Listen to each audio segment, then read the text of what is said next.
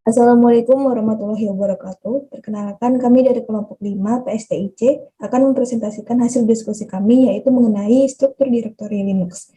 Baik, selanjutnya izinkan kami memperkenalkan diri. Saya Rona Aprilia dengan NPM 2115061027 dan kawan saya. Saya Gracia Landa Turnip dengan NPM 2115061044.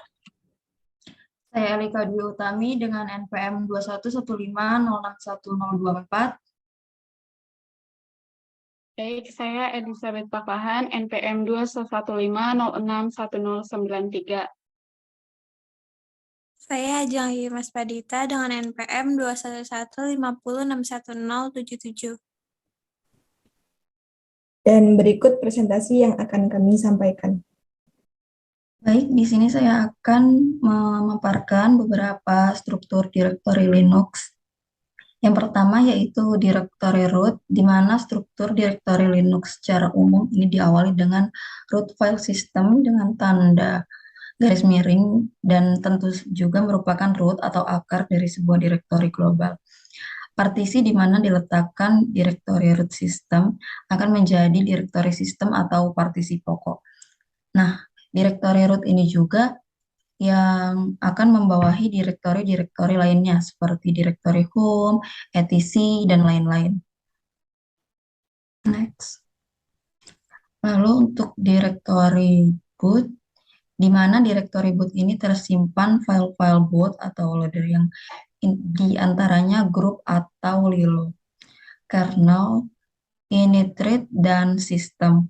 Map juga terdapat di dalam direktori boot. Direktori boot umumnya sangat jarang sekali berubah isinya, kecuali emang dari kitanya sering bermain-main dengan kernel. Selanjutnya, direktori SYS, di mana direktori ini dianggap kependekan dari sistem. Direktori SYS berisi informasi yang berkaitan dengan kernel, device, dan firmware. Next. Selanjutnya yaitu direktori SBIN atau bisa dianggap sebagai kependekan dari super binary yang berisi file-file biner yang esensinya untuk sistem dan mengendalikan sistem. File-file biner atau bisa dianggap aplikasi sistem ini jika dioperasikan secara tidak tepat bisa berpotensi merusak. Selanjutnya direktori bin. Nah, direktori bin ini berisi file-file binary atau aplikasi yang lebih umum dan dapat digunakan oleh semua user.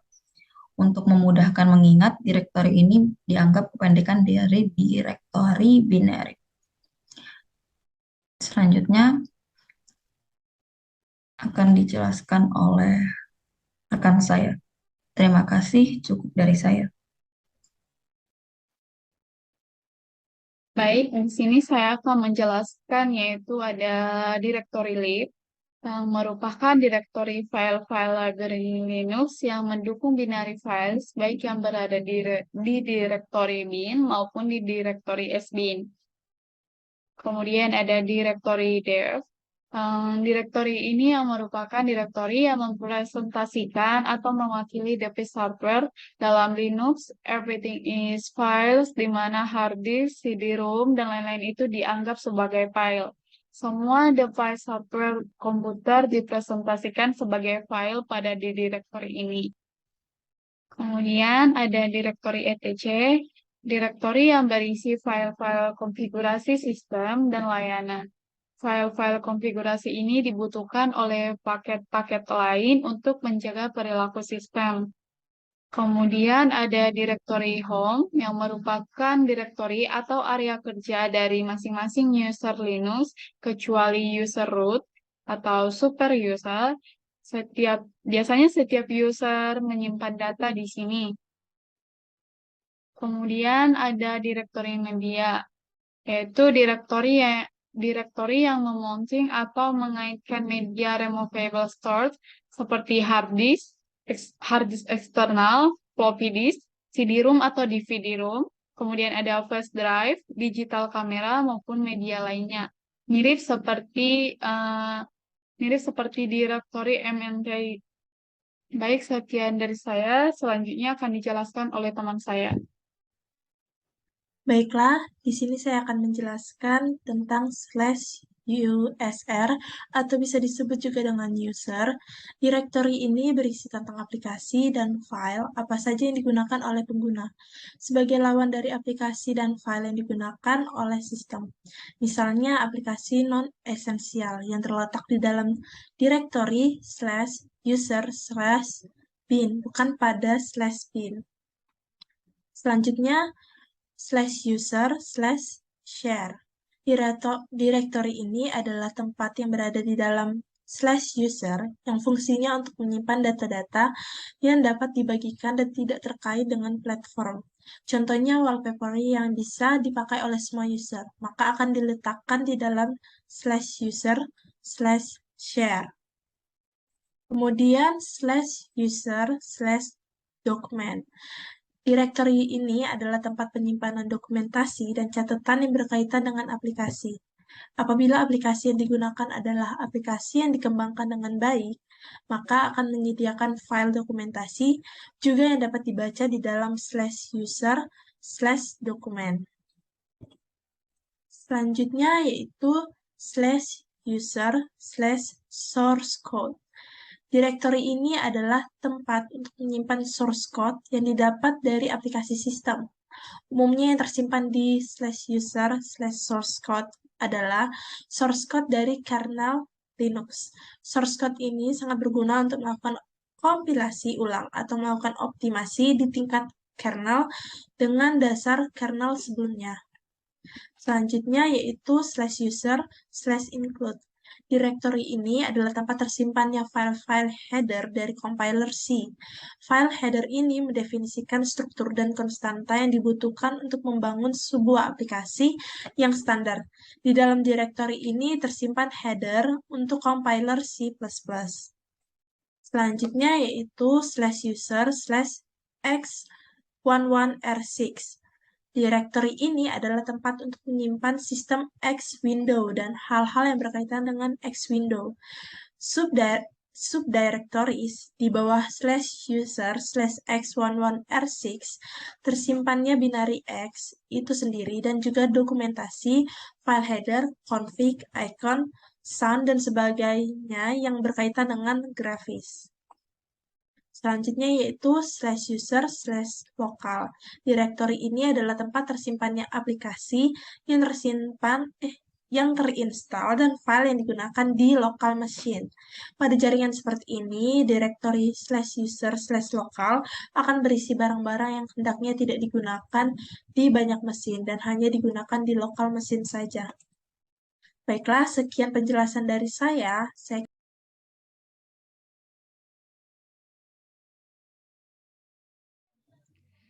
Garis miring var. Directory atau garis miring var merupakan directory yang isinya sangat dinamis.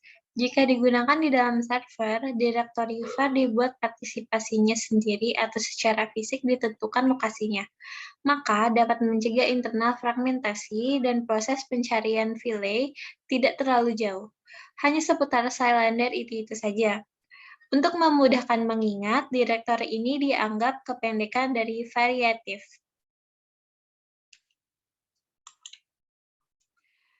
Garis miring var, garis miring log. Directory ini untuk menyimpan berbagai macam log atau catatan yang berkaitan dengan sistem. Isi dari garis miring var, garis miring log ini terus terupdate selama sistem berjalan. Garis miring var, garis miring mail. Directory ini untuk menyimpan email masuk dan keluar. Directory underscore garis miring var, garis miring mail ini akan sangat terasa fungsinya jika kita membuat mail server menggunakan postfix, sendmail, atau qmail.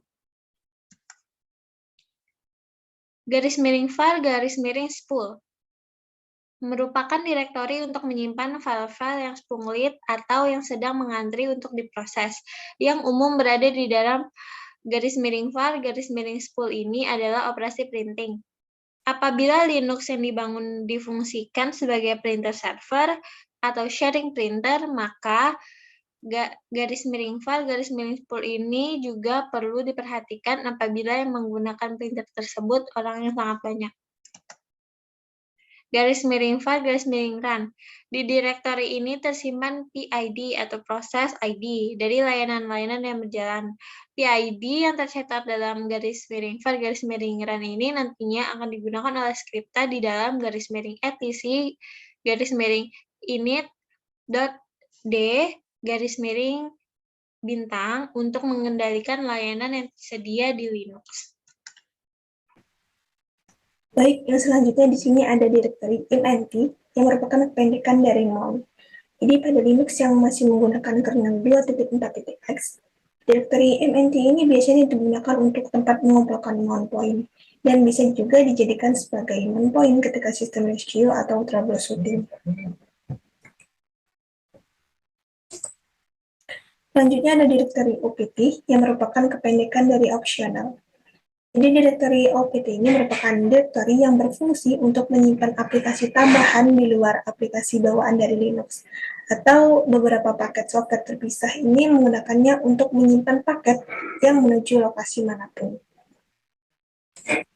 Selanjutnya ada direktori root yang merupakan direktori home-nya super user. Jadi di direktori root ini merupakan struktur paling dasar yang harus bisa melakukan boot, perbaikan, atau mengembalikan sistem seperti dalam keadaan semula. Selanjutnya ada direktori proc.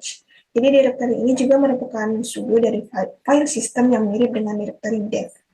Bedanya untuk direktori proc ini murni berkaitan dengan sistem tanpa menyangkut pada device. Dan direktori proc ini merupakan direktori dinamis khusus yang menangani informasi mengenai kondisi sistem, termasuk proses-proses yang sedang berjalan. Selanjutnya ada direktori tmp yang merupakan kependekan dari temporary. Jadi direktori tmp ini merupakan direktori yang berisi file-file sementara yang dibuat oleh sistem dan pengguna, yang dimana file-file yang berada di dalam direktori ini akan dihapus ketika sistem reboot.